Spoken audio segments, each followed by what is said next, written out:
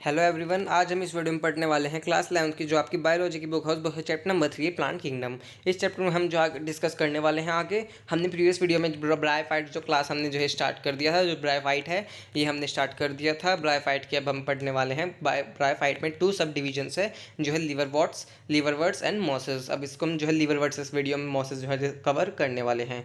अगर आपको previous videos देखनी है, एल्गी की मैंने बनाई हुई है, इंट्रोडक्शन सब कुछ मैंने बनाई हुई है, वहाँ तक अगर आपने कोई वीडियो नहीं देखी है तो आप पहले जाके वो देख लीजिएगा, फिर यहाँ पे जो है इसको आगे आके कर लीजिएगा, क्योंकि आप जो रिलेट करेंगे क्या कि कैसे उनमें जो है और ज़्यादा इवोल्यूशन हुआ, मतलब और ज़्यादा चीज़ें आई, कैसे वेस्कुलर टिश्यूज़ आए, ये सब चीज़ें जो आप समझेंगे कि हाँ भी प्रीवियस में ऐसा था, अब आगे क्लास ऐसी आई है तो इसमें ऐसा हो गया, तो आपको ज़्यादा अच्छा होगा, रिलेट कर पाएंगे चीज़ों को। अगर आपने वीडियोज़ नहीं देखी है तो आप मेरे चैनल में जाके देख सकते हैं। चलिए स्टार्ट करते हैं।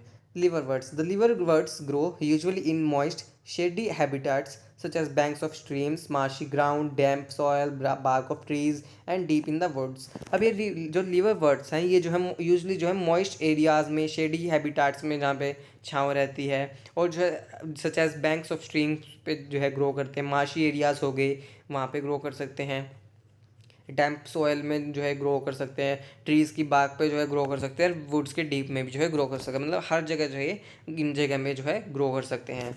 The plant body of the liverwort is thalloid. इनकी बॉडी जो है थैलॉइड है, डिफ्रेंशिएशन नहीं कर सकते हम इसमें। एग्जाम्पल हो गया मार्केंशिया।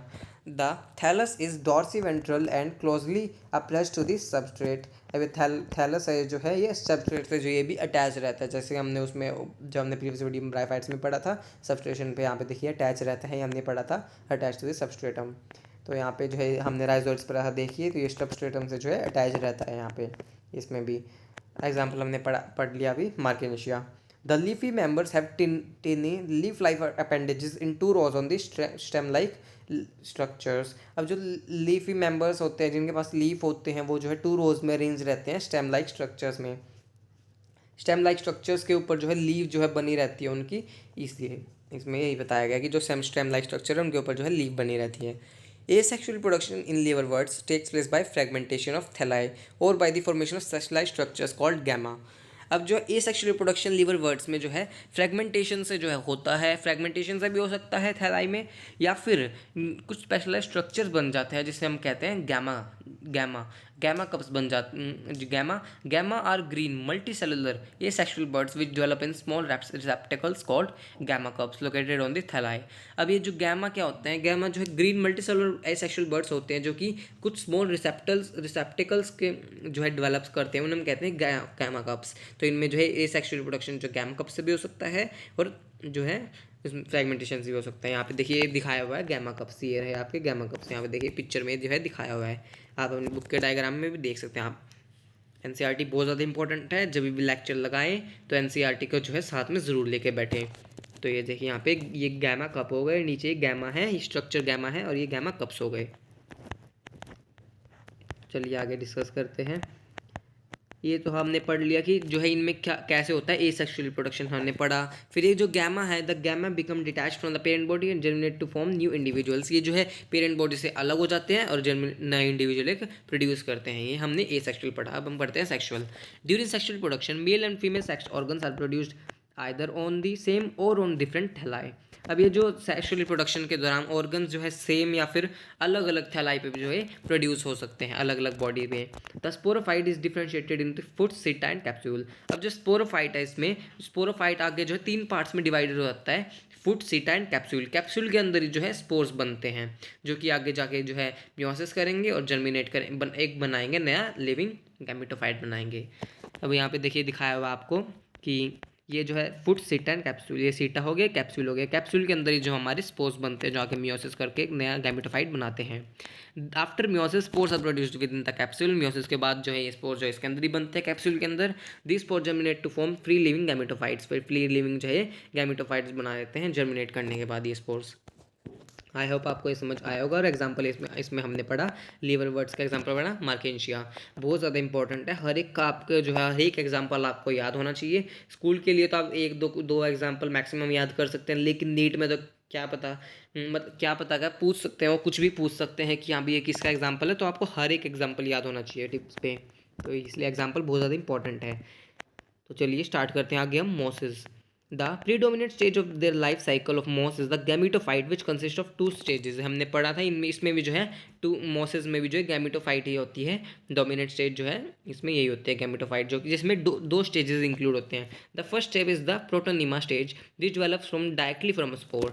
ये पहली स्टेज है इनमें प्रोटोनिमा, जो कि एक डायरेक्टली जो है स्पोर से ही डेवलप होती है। जब स्पोर जनरेट होता है ना, उससे प्रोटोनिमा जो है स्टेज डेवलप होती है। सबसे पहली स्टेज यही है जो कि स्पोर से डेवलप होती है। इट इज़ क्रीपिंग होती है, green branch and frequently filamentous stage होती है ये जो है प्राइम जो है प्रोटोनिमा। अब जो प्रोटोनिमा ये प्राइमरी प्रोटोनिमा है और आगे जो है सेकेंडरी प्रोटोनिमा बनता है, मतलब प्रोटोनिमा से ही आगे एक और प्रोटोनिमा बन जाता है जिसे हम कहते हैं सेकेंडरी प्रोटोनिमा। ये जो सेकेंड स्टेज है ये सेकेंडरी प्रोटोनिमा से ही जो है बनती है आगे।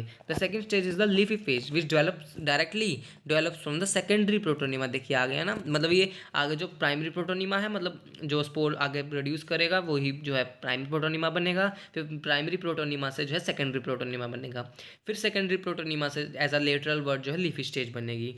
दे consist of upright slender axes bearing spiral arrange leaf. उनके पास जो है लीव्स भी होंगी ऊपर की तरफ। They are attach to the soil through multicellular and branch rhizoids. ये जो है सॉइल से अटैच रहेंगे, मल्टी सेलुलर होती है जो, हर ब्रांच राइजोइड्स जो कि मल्टी सेलुलर होती है, राइजोइड से ये अटैच रहेंगे सॉइल से।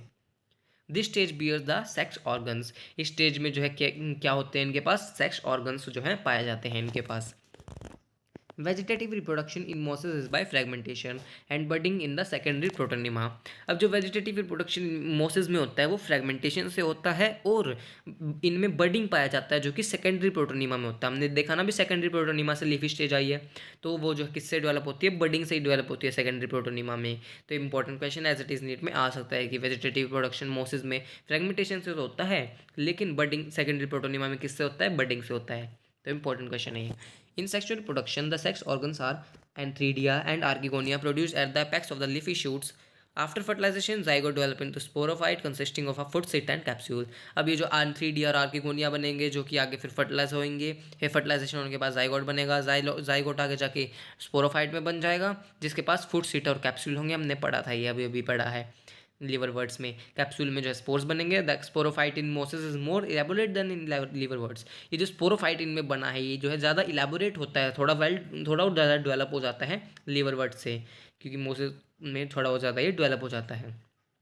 The capsule contains spores. Capsule के पास जो स्पोर होंगे, spores are formed after meiosis. Spores बन जाएंगे मियोसिस के बाद। The mosses have an elaborate mechanism spores dispersal. इनके पास एक बड़ा ज़्यादा इलेबोरेट जो मैकेनिज्म ही होता है स्पोर्स डिस्पर्सल का।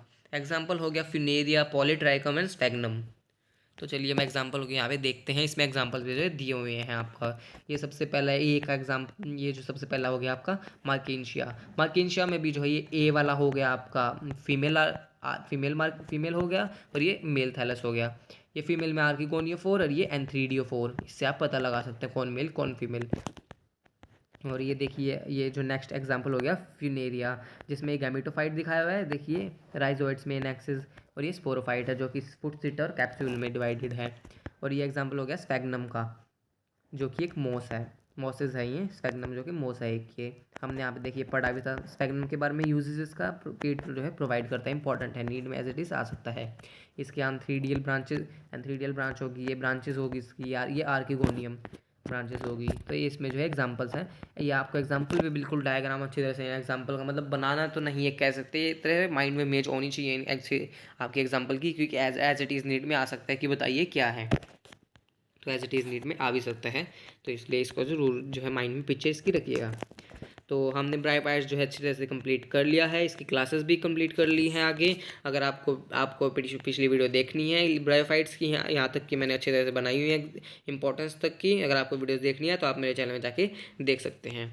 और अगर आपको वीडियो अच्छी लगे वीडियो को लाइक भी कीजिएगा, मेरे चैनल को सब्सक्राइब भी कीजिएगा, मुझे कमेंट करके बताइएगा आपको वीडियो कैसी लगी।